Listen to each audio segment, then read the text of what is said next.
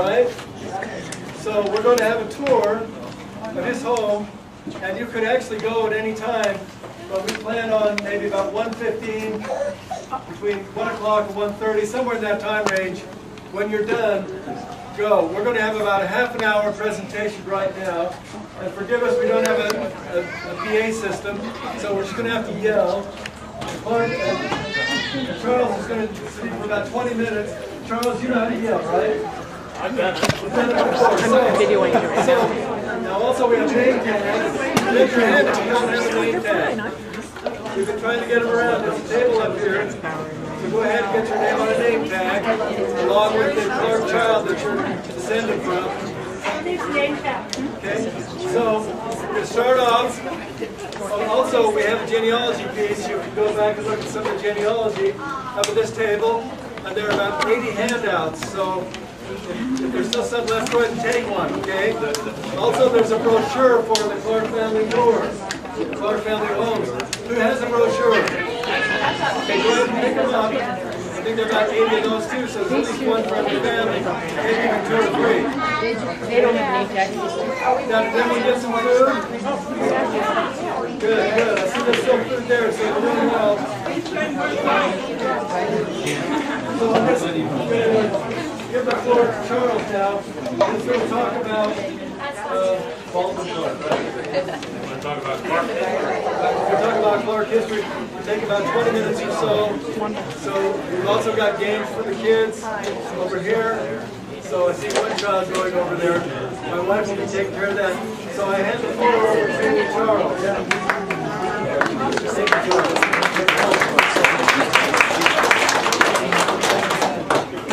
Thank you very much. It's a pleasure to be here.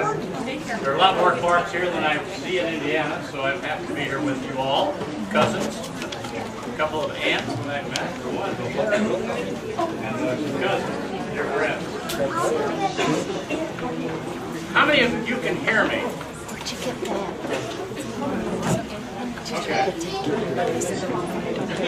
I have a lot of things I'd like to say. I can speak for 2 or 3 hours, you know, I'm just an old like counselor. So.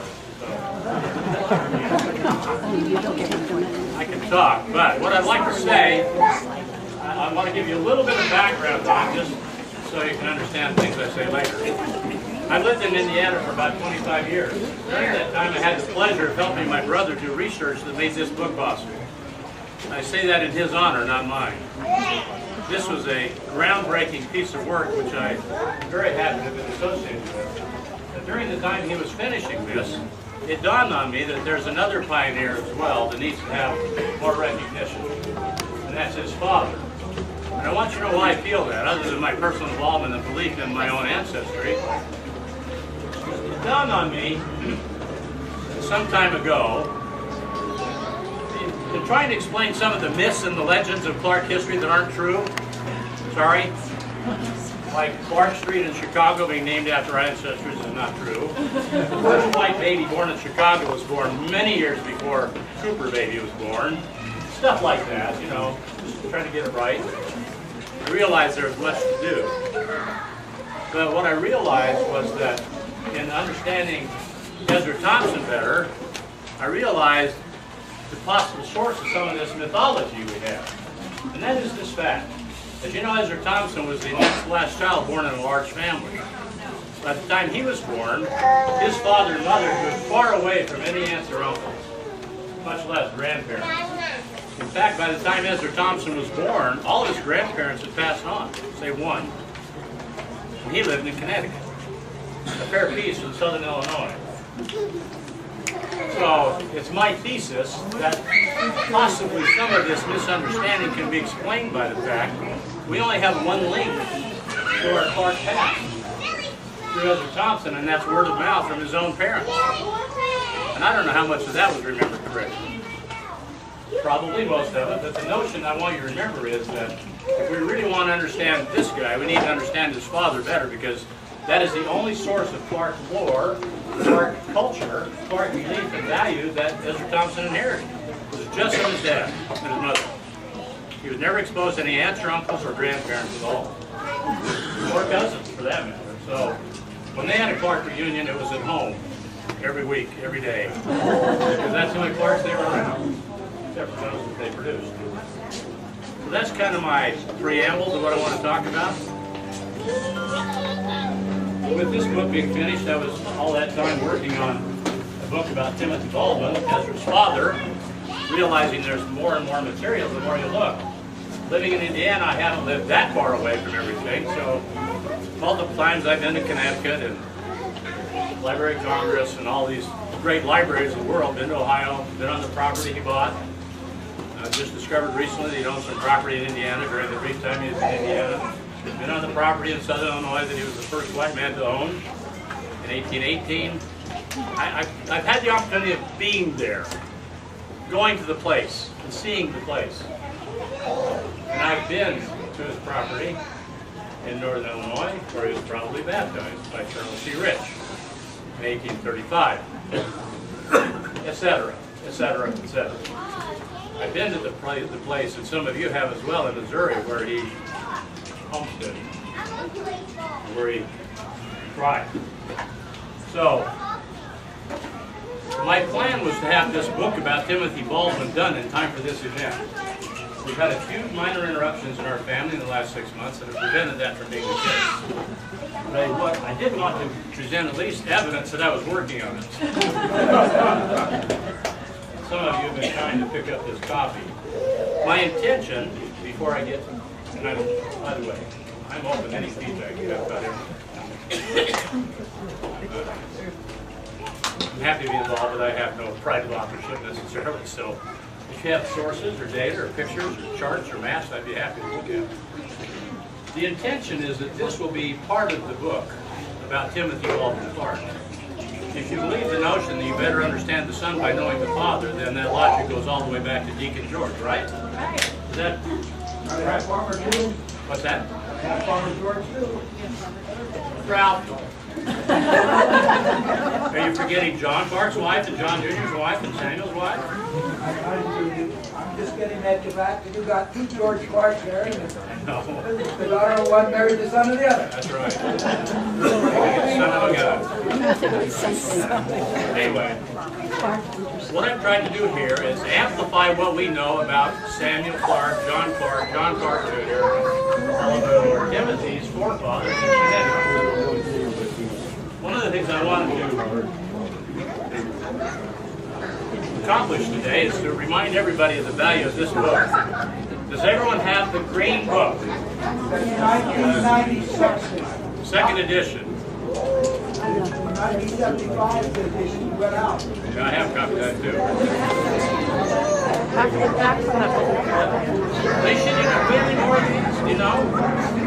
Does anybody know if any more of these are in box? They were sold out.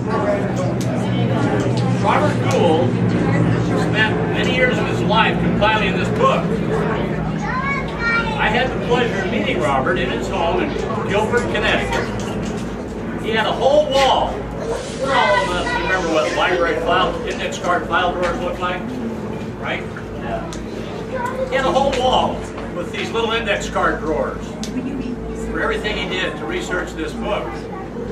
I hope we never forget the contribution he made.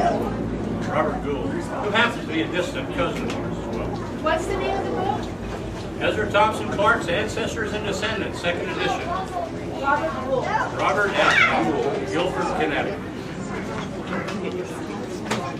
The other man to whom we are deeply indebted is a person he quoted a lot about the early history. I can get you a copy. George Bryant Clark. Is he still alive? I don't know, I doubt it. He's been doing his double work with the Deacon George Clark and some of his descendants, he did a lot of the original research that helped me amplify what I found out about Timothy Baldwin's forefathers, and that's what's in this. I might call it a fancy pamphlet, okay? The intention is that when I am done with, and the Timothy Baldwin story is ready to print, we might call this part 1, and then the rest of the Timothy Baldwin story part 2. Does that work for everybody? Any literary geniuses in the audience? So that's the intention. So if you weren't able to get one of these and you want one, You might think about just waiting until this is included in the big book. If you can't wait, then just send me an email and I'll arrange them. Okay? What's your email address? A.C. Clark with an extra K.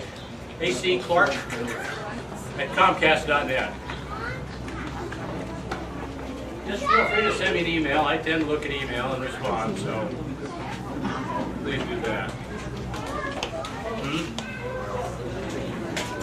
Because I was late getting A.C. Clark. I don't know who that guy is. So I have 2 Ks.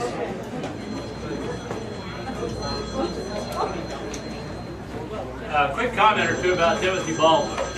I find him particularly interesting because he was such a pioneering spirit, adventuresome, industrious, high initiative, devout, patriotic. How many of you know a lot about Timothy Baldwin Clark? Raise your hands if you're tired when I'm talking. He was born in Milford. Milford, Connecticut. He was born in Milford, Connecticut. This map shows Deacon George Clark cabin inside the Palisades they built when they settled the place in 1639.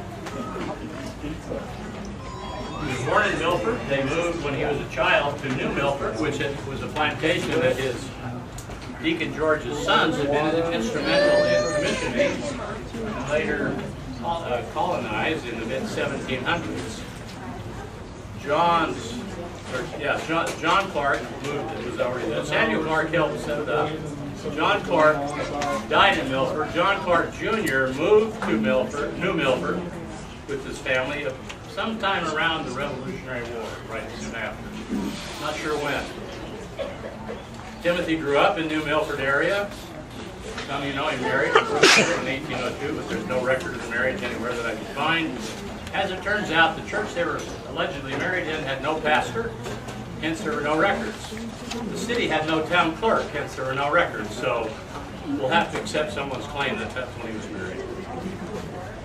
Soon thereafter, I think he followed his brothers to Ohio, which at the time was the new territory opened up by the Northwest Ordinance, as in New Connecticut or Western Reserve, whatever you want to remember it by. About 1808, I think, is when he moved there. His fourth daughter, Rhoda, was born in Ohio. So by 1808, I'm pretty confident he was living there. During the time that Timothy lived there, he mingled with his brothers and others, purchased property in 2 different locations, one of which later abutted the property of Sanford Fort, which becomes an important story later. He served in the War of 1812 for about 60 days or so, enough to get in the records. An unfortunate thing happened in the South Pacific in September of 1850. Anybody know what it was? Mount Tambora erupted, pulverizing 25 cubic miles of material.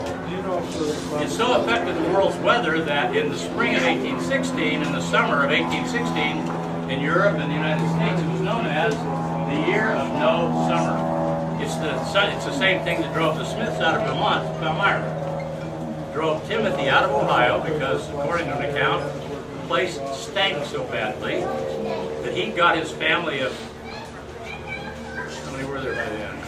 6 children on a raft and floated 550 miles down the Ohio River to Madison, Indiana.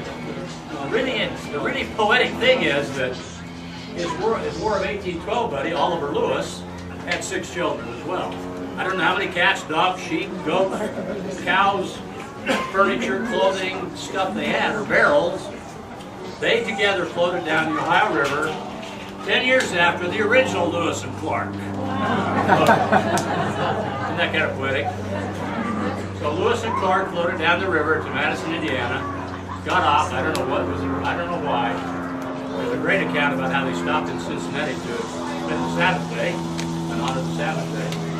We spent about 2 years there. I can't find much there except that his name appears in the dead letter file. He must have moved by then. I found evidence he owned a piece of property.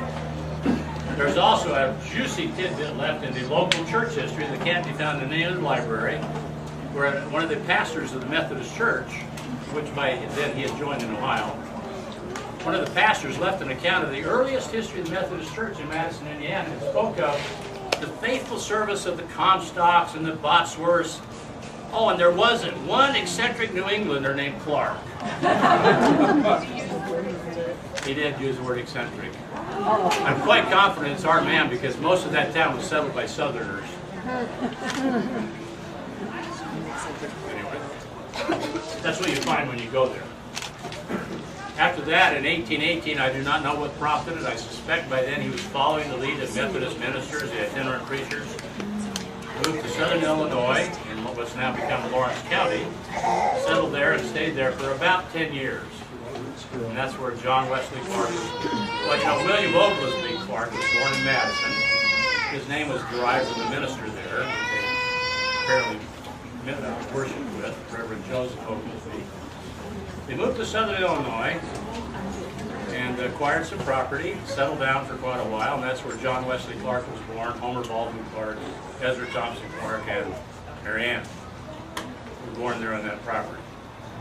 About 1828, now during this 8-year stint there, Timothy had been back to Ohio several times, as I have found in court documents where he was signing as witnesses for some of his brother's transactions. So we know he was back there. At least on the second visit, I'm confident that in visiting his brother Andrew, to whom he had sold his property, in visiting his brother Andrew, who happened to be a nephew, I'm confident he met his neighbor.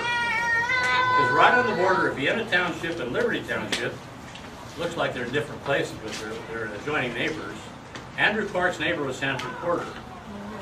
It's my theory that Timothy first heard of Sanford Porter's glorious visions and thoughts about religion at that time, because they made some arrangement that in the following year or two they would meet.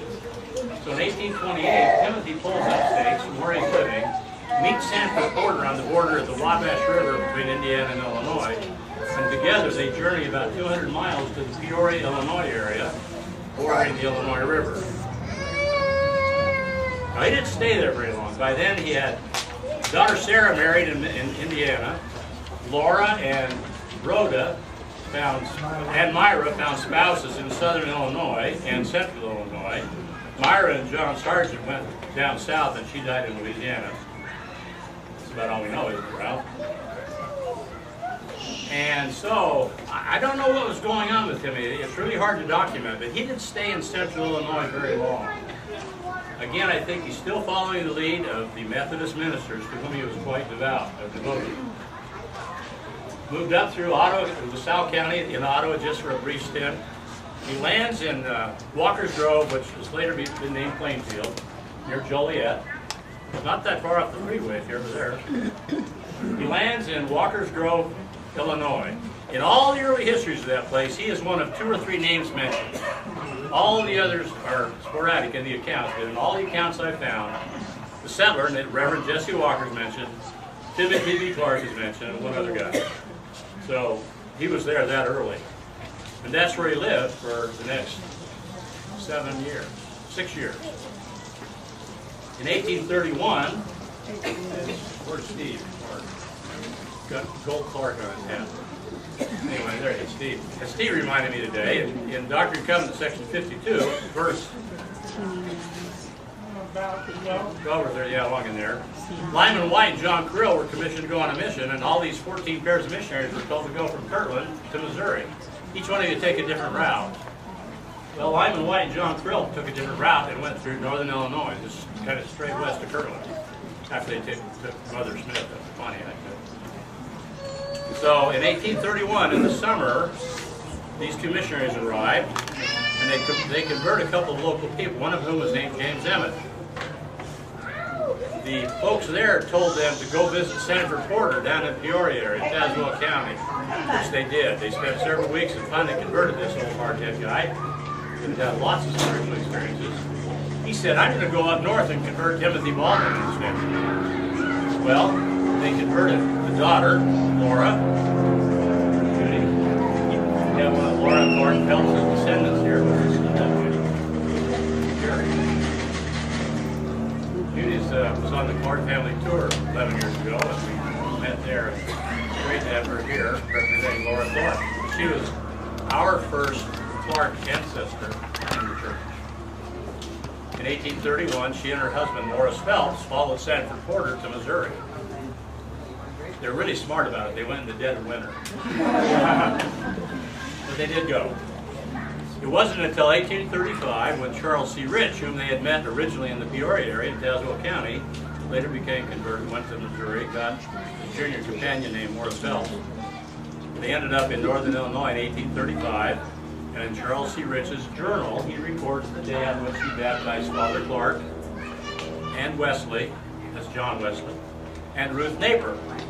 Ruth Napier is the sister-in-law of the guy for whom Naperville, Illinois is married. And her husband later was killed at Haun's Mill, I believe. So they're in touch with some of the early saints of the church. So in 1835, in September, Timothy and his wife gathered everybody together and stopped in Peoria, which is about 120 miles, 130 miles down south, visit. Charles C. Rich escorts them down the trail that he'd taken to Missouri a couple of times by then, including he was in Zion's camp. So we didn't have to get there, but anyway, in late September, Timothy and Polly arrived in Missouri. John Cooper is already there with Rhoda, their daughter. Morris Phelps is already there with Laura, their daughter, and various grandchildren. Timothy never went to Jackson County, okay? Never went to Independence. The saints had been kicked out of there 2 years prior to his arrival. So there was nothing to be able to take him. Lived in Clay County for a bit, bought some property. We've got documents to prove that. Was involved in a few things, as far as we know, then moved to Caldwell County when all the other saints did. There he was involved in various things. One of the interesting things to me is to find out that in the Far West record, it shows that he was a member of the Teachers' Quorum. And in a given record in July of 1838, he was Teachers' Quorum president for the day. But even more importantly, when the Far West Temple site was dedicated, you know which quorum was responsible for dedicating the northeast cornerstone? Huh? No. The Teachers' Quorum.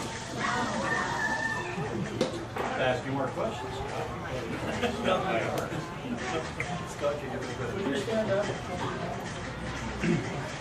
This is Scott. He's responsible for transcribing and making public all the journals. We are deeply indebted to him. Thank you.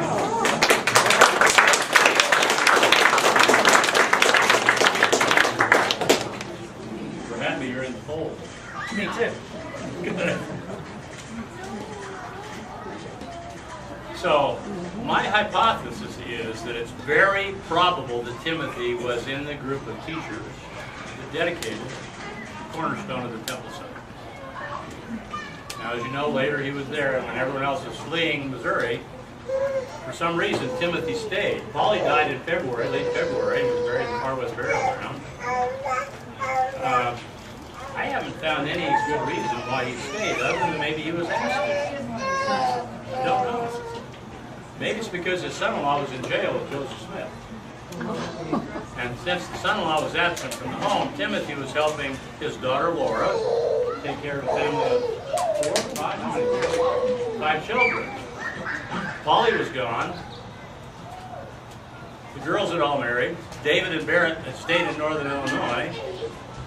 John and Homer are getting to be teenagers. Ezra Thompson is kind of a teenager. So maybe he stayed to help his daughter and her children, I don't know. Nevertheless, on the night of April 25th, the apostles snuck back into the state of Missouri. Do y'all know this story? By divine direction, they snuck back into the state of Missouri and were told that on a given day, they would meet and from there depart on their missions to England. So that night they snuck in. As best I can tell from all the accounts I found, they sought a boat in 2 places. One of them was with Timothy Baldwin Clark, and the other one was with Morris Phelps, who was in jail. So, I don't know how long they stayed with Laura Clark Phelps, but it doesn't matter because our own ancestor, Timothy Baldwin Clark's son, William O., Ezra's older brother, tells us in his journals that at 1 o'clock in the morning, they left the home and went to the temple site and did what they did. You can read about that and bring it down. While they were at the Clark home, they excommunicated 25 or 30 people that had found them unworthy of membership. Went to the temple site, rolled another stone into place, sang a hymn, and scurried out into the dark and left the state, and were far gone by the time the Missourians realized they'd arrived. Not before, however, two different accounts say, we took breakfast with Father Clark. And it gets more interesting. Here's the first I sign. 10, 20 minutes? About 2 minutes. Timothy left Missouri with his remaining family of sons and daughter. The boys, according to two different accounts, one of whom is firsthand from the other boy, drove 100 head of cattle out of the state. Not a bad accomplishment for all the rampaging and pillaging that had been done to all the other saints. I don't know how he did that. Eventually settled in Montrose, Iowa.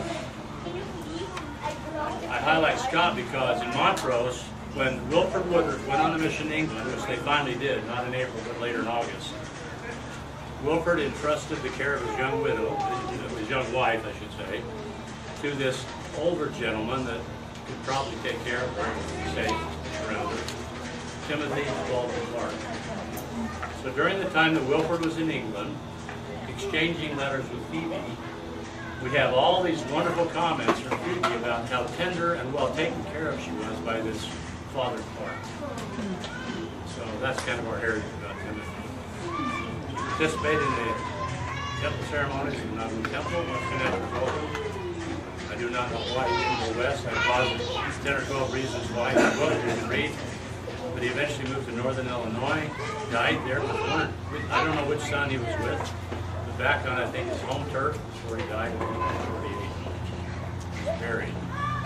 And those of you that were on the 2004 Clark tour had the privilege and honor, I think, of being there to erect and dedicate a stone honoring Timothy Walter Clark in his final resting place, Hillcrest Cemetery, Bolingbrook, Illinois. Close to the freeway, 355, I think over there, Mountain Road. I'm happy to report two other things I want to say.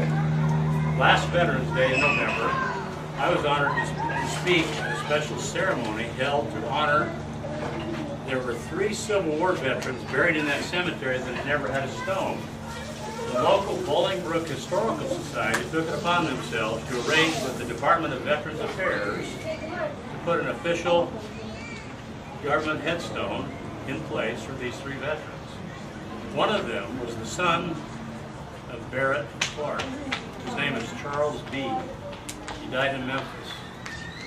There's now a stone for him in the Bolingbrook Cemetery, or the Hillcrest Cemetery, which can remind you of that history. The other thing, if you're from Hiram, Don Carlos, I want you to know that July 4th in Star Valley, Wyoming, Hiram Don Carlos Clark is being inducted into the Star Valley Hall of Fame. Whatever that means. So be there or be square, 11 o'clock.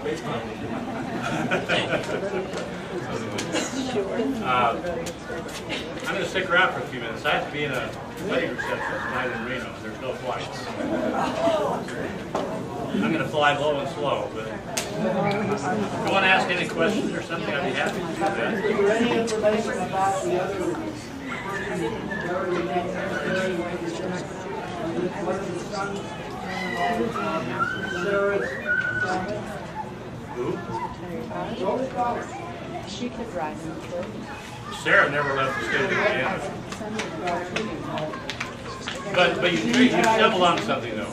Barrett had a daughter, Julia, who was one of the very first burials in that spot.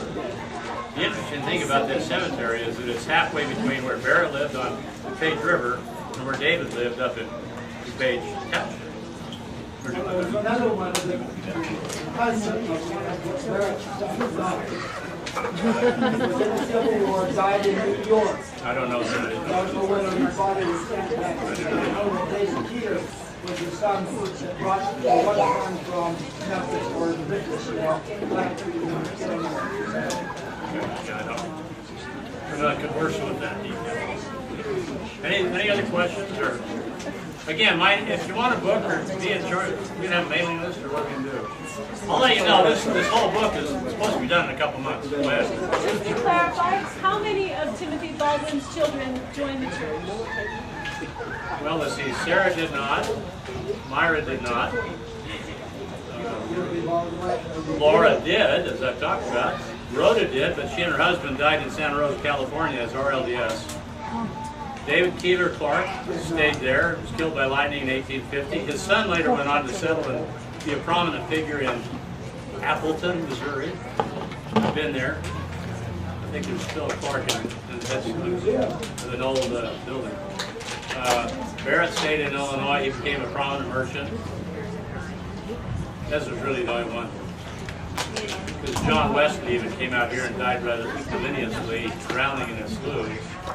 And from what I can find out about his wife and children, they didn't stay. I don't know why he was out there by himself, but he was. And Homer Baldwin, I think there's plenty of evidence that shows up later, because William O. later became disaffected with the church as well. Went to California, was a big Grand Master of the Temperance Society, and traveled the world in that capacity. He took care of Homer Baldwin. And in the 1890 census and a couple of other agricultural census about that time frame in California, Homer Baldwin is listed as full government. So I personally wondered if he maybe had special needs or was just, I don't know, you know what I'm saying. And then Mary Ann, she joined the church, married Levi Doherty, but that, I don't know, it got kind of confused later on. Ralph's the one who knows all these people. Yes. But it's not overly clear what her final fate was to be, like Ralph did.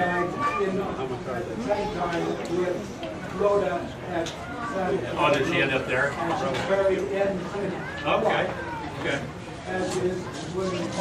Oh, okay. Anyone else? Comments? I'll get the book done as soon as I can.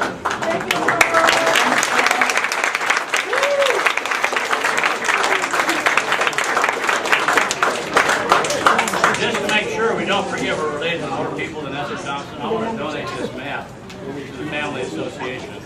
It's a map of Milford, Connecticut, and the original settlers, showing their location of their property inside the protective fence they built called the Palisades, because the Indians were very prominent in the area.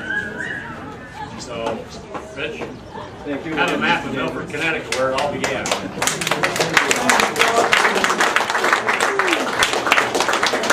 Thank you, Charles. If anybody has any information you could send to him, we'll put his information on the website, right, David? Yes. And anybody have any documents or anything, we'd be happy to get them into his hands. Okay? Yes, one more thing. You know, it's like pulling straight through a novel. There are two instances, well, I've got to tell you this one thing. I looked at yesterday in the church history library. There are two instances we have of real connection with Timothy Baldwin. We don't have photographs, we don't have War of 1812 swords, we don't have anything. Diaries, daybooks, journals, certainly no photographs. We do have two copies of his signature. When Charles C. Rich, we have two copies of his signature, two instances of his signature. In 1835, when Charles C. Rich came through northern Illinois and baptized, the local saints wrote a statement, which apparently was a common practice in those days, to say, you know, basically, the undersigned testify that Morris Phelps and Charles C. Rich were good missionaries, etc. And Timothy B. Clark signed that document along with his son and a few other people from Plainfield. The other instance we have is really interesting, and I talked to the church, the history staff about yesterday. In July of 1838, for some reason, Carol, our ancestor's name shows up on a list of 7 guys who borrowed $430 from 2 Missourians who lived in eastern Missouri. Now, a month before everything broke out and caused all the havoc we now know as Missouri church history, why are these 7 men borrowing money from 2 bankers that live in the eastern part of the state? Let me tell you who they were. Alanson Ripley, the surveyor. Vincent Knight, kept the store in Far West. Lyman White, you heard that name. Jedediah Owens, I don't have a lot of information on him. Henry Snyder. Timothy Baldwin Clark, or as he signed it, Timo B. Clark. Guess who the last one was? You won't guess. Howard Smith. Interesting, huh? So, it will be. Absolutely. When he made that claim against the people raiding his place and running his cattle out, he did that against the county, seeking for somebody to come over. I thought he had a signature on that one, but you remember that story? No, I know you're talking about the circuit court document in Adams County, Illinois, May of 1839. That's not in his hand. Okay. Yeah. Although the wording sounds like it. Yeah. Okay. And then he later testified when he got to Iowa too, the same thing. We have two accounts of what he lost. Right. Yeah, thank you. Okay, any more questions? Yeah. Okay. So that's the beginning, yeah. Do the other parts get together? Could there be like potentially a Timothy Baldwin type reunion somewhere in the Midwest? This is it. Some come to this. And have Judy Weber bring her people, that would be it. So now the non-church LDS. I sent a letter to everybody I could find on the internet from Lockport and Bolingbrook and Joliet, Illinois, and I never got a response from anybody. I've since been there, talked to the librarians, historians, and I can't get a connection. We had at least one child out of Sarah, the oldest son. Yes. One in Austin. Okay. And there's one that came out of the David Keeler family, they're in Vegas. Oh, okay. And that's because David Keeler family gave to us her genealogy. She was there to go find that.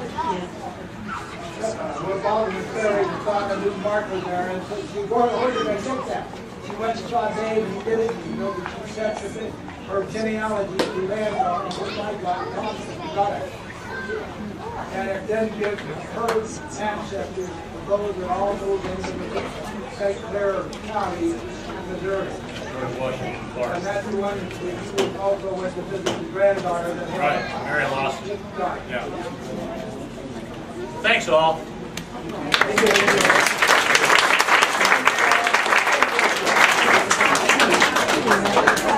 Okay, just we're going to take a couple minutes and have a couple more things to talk about. A couple more things. First of all, Ezra T. Clark asked that his testimony be read at every reunion. And he requested that this reunion be held how often? Every other year on June 20th. Every year.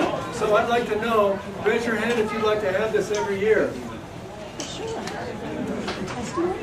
And how many would you for you two? And once again, everybody hold them high. Every year. Would you like to do this every year? And who would like to do it every other year? Okay, what do you think, Dave? You're the president. We'll talk about it in our board meeting. Okay, Let's okay, get so that we'll far. consider that. Dave, can I make a comment even though like I So, was done here? again, when we talk about Ezra T. Clark's testimony, I'm not going to read the whole thing, but one of the things it talks about is spending time with Joseph Smith and knowing that Joseph Smith is a prophet of the Lord. And he was with Joseph Smith in his last sermon before Joseph Smith was martyred. And Joseph Smith said at that time that his work was finished. So, I'm not going to read the testimony, but another thing that he said is that he wished was that all of his progenitors, all of his children and offspring, going on down the generations, not take advantage of other people. That we all be honest, and I think that we've got a pretty good group that way. So once again, we've got the tour, the Clark homes, got the brochures. Just wanted to point out, if I don't think to mention this at the very end, only go to the ones, go inside the ones that are yellow on that tour map. Okay, those are people who have allowed us to, thank you. Those are the ones that have given us permission to go inside, okay? So they've graciously opened their homes for that. Now Kimball's going to talk about that in a minute. Also, we have the genealogy, which I mentioned before. I see there are plenty of these fan charts over there, so please be sure and get one. Ezra Thompson Clark asked that we all be involved in our genealogy. So a lot of the genealogy has been done in the Clark family. Is it all completed? Has it been completed? It doubles every generation backward. So, and we've all got genealogy of all of our other families too that we come from. So we're going to take a minute and hear from our president, David Clark.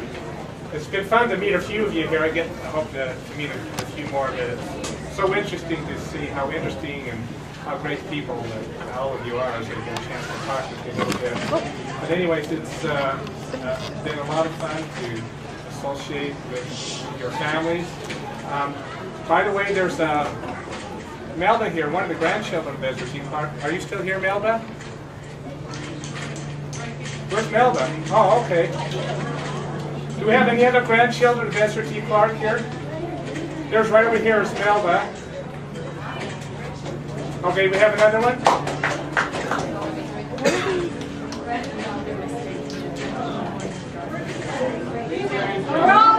We're all related to him. I understand Melba's 89, and we're glad to have some of the grandchildren.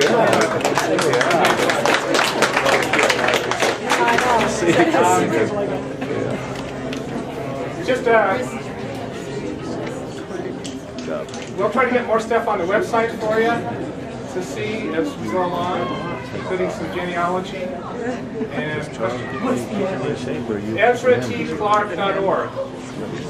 So we try to keep that updated. Eventually, even if it gets a little bit behind, it should be a little bit more frequently updated now, because we now own it ourselves. We don't have a third party that we go through on that.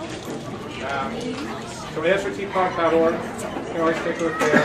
There's also an Ezra T. Clark Facebook account that Rick started a while back.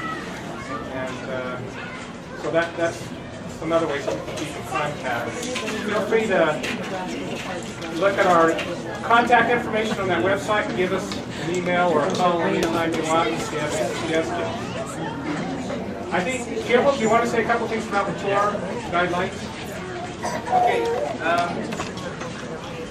I'm going to read the testimony of Ezra C. Clark first, and then I'll jump into that, okay? And then we'll be, is that it? After me?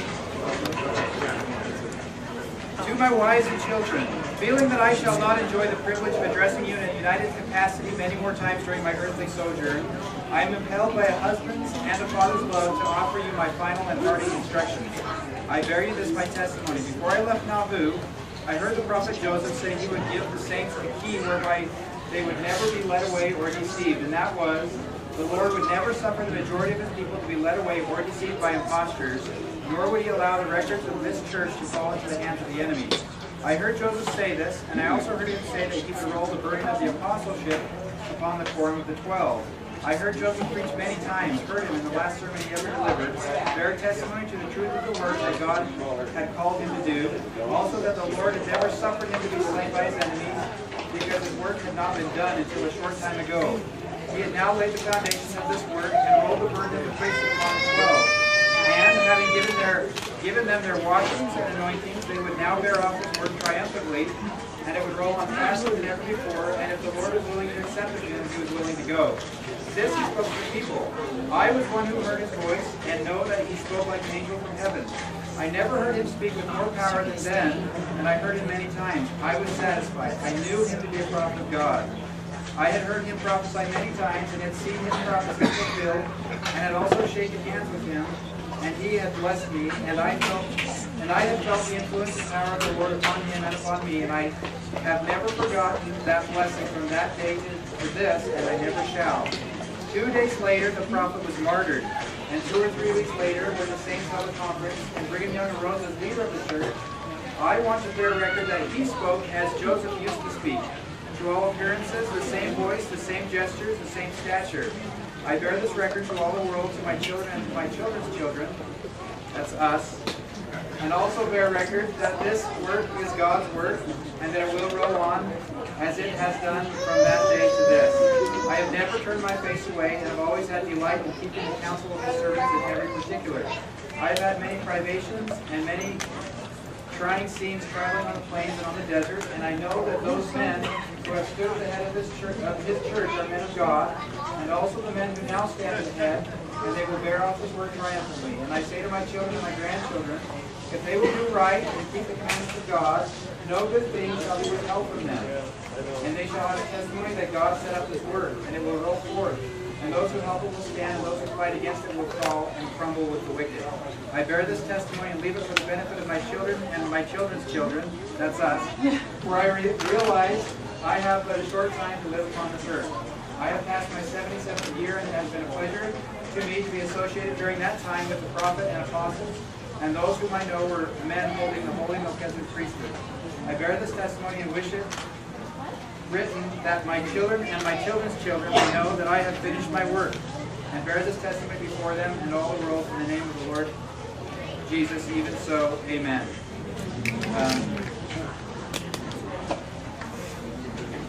Should I proceed?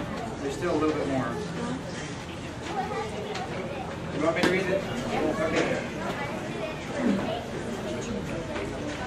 In order that the unity which has prevailed in my family in the spirit of brotherly and sisterly love may endure, I desire that a family organization may be effective and made perpetual.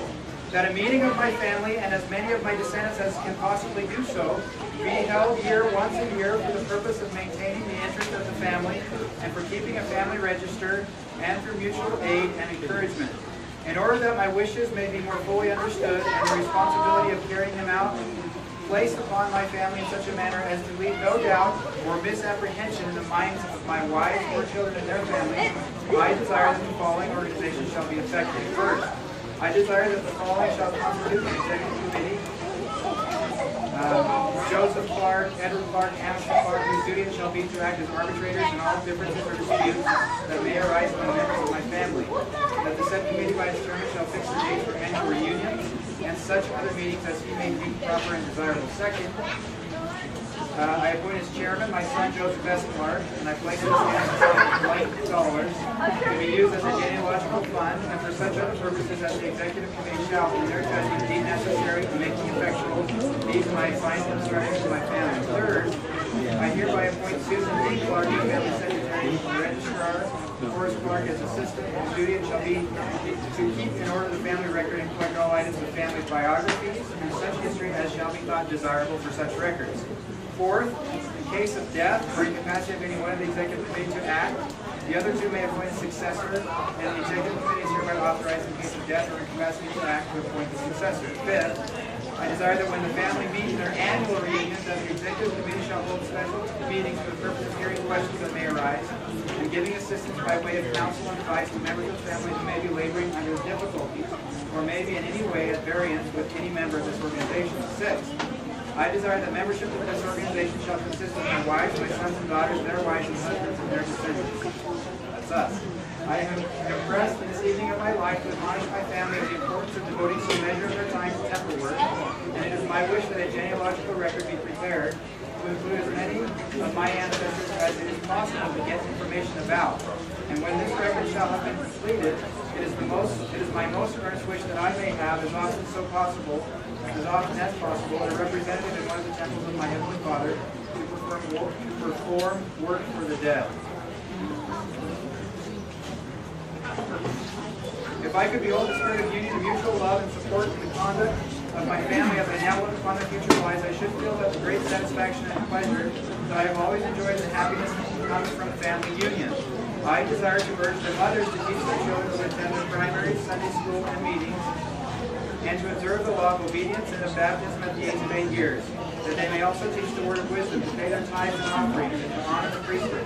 And I promise the mothers that if they will do this, in the sincerity of their hearts, they will bring forth noble sons and daughters to bear out this work. And it will be a great honor to them and the family at large, and they will live long upon the earth to inherit it. And no power of evil shall prevail against them, and I seal these blessings upon them by the power of the Holy Melchizedek priesthood. I admonish those who are strong to be thoughtful of and helpful to those who are weaker. And I trust that it will never occur to any member of my family that any one of them shall ever be justified in taking any undue advantage of another.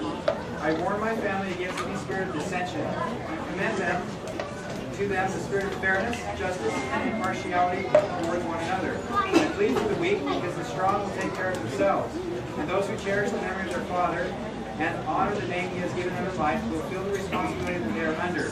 and all the members of this organization should protect one another's good name and avoid any unseemly gossip. Be charitable, helpful, patient, kind, and loving towards one another, and God will sustain you and your families as you have sustained me in mine. While it has been my privilege, because of the natural endowments with which God has clothed me, I've got 3 paragraphs left, to accumulate something of this world's goods, I would not have my family suppose that I esteem money as I esteem honor, virtue, and above all things, fidelity to the Church of Christ. And I trust that no one of my family will ever seek and appreciate the treasures of this world above the treasures that come from an honorable and God-fearing life devoted to religious duties and the obligations which men owe one another before God. I have accumulated since my earliest settlement in Farmington as much property as I reasonably could along the street on which a number of my family are now living, and I desire, so far as my family can, consistent with their best interests, that they maintain their real estate, that they may be helpful to one another, and that the home of my family here may always be a gathering place for those who may be scattered in different parts of this and adjoining states, and I especially commend the spirit of hospitality to my children. These parting instructions have been the burden of my thought during the closing days of my career among you. And it is my wish that at every family gathering, these my parting words be read before the assemblage of this family organization. The end.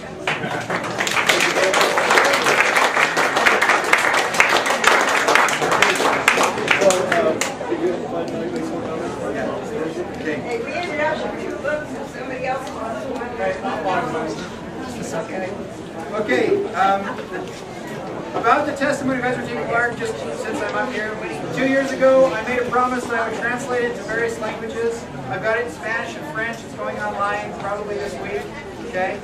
If there's any other language that you speak and you would like to translate that giant testimony that I just read to you, feel free to contact me. My email address is on the bottom of this brochure, on the back side. About this brochure, if everybody can pull it out real quick and pull out a pen if you have one, there is one change that I need to make. If you open it up, at the bottom right corner, there's a little white home. That home is not owned by Lagoon. It's owned by Clark and Linda Sanzini. That is a fatal error for me. I got in big trouble for that. So for Clark homeowners, they don't necessarily like that Lagoon owns their home. So please scratch that out and write in Clark and Linda Sanzini, bottom right corner of the little white house. The Hiram Don Carlos house. S-O-N-Z-I-N-I. S-O-N-Z-I-N-I. Clark and Linda Sanzini. Okay? Not that one. There is another white home. That's why I was confused. The white home that you're talking about that's vacant is actually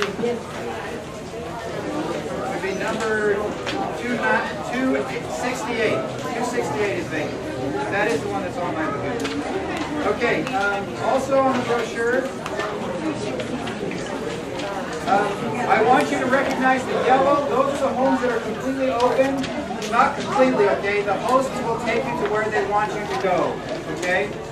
The homes that are going to be most likely very thorough tours will be number 208, number 335, and number 340, okay?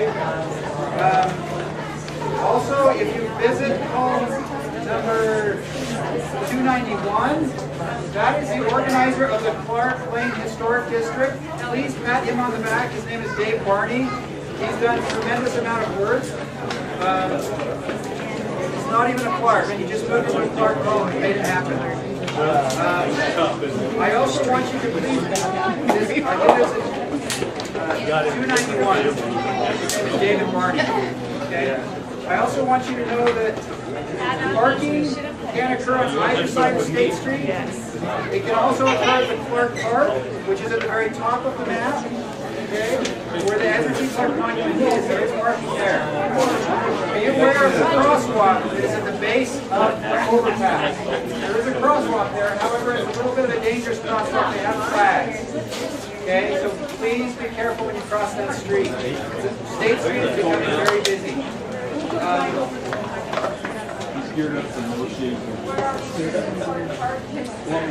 No, this is not. This is a Farmington City Park. The Clark Park is much smaller. Where the monument is at. Where the monument is at. And Okay, last, I want to give a special thanks to David Barney, who helped make this brochure possible, Alicia, right here in the blue, and myself.